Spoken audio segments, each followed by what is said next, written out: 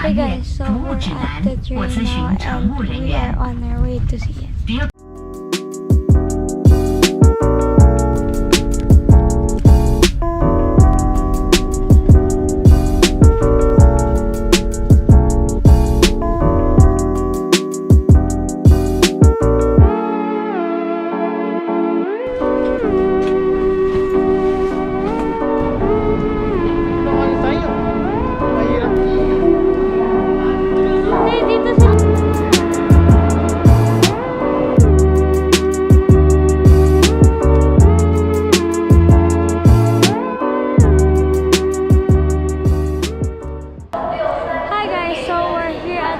Now it is extremely cold here, a lot colder than Shanghai, but it is colder in Beijing, so I'm not excited about that.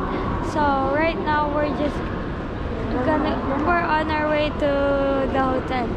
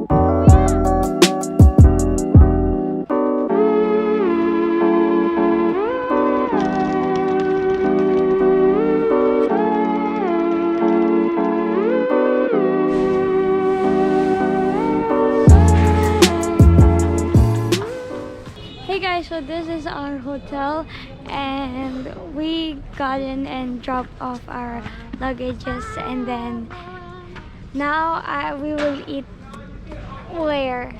In Muslim Street.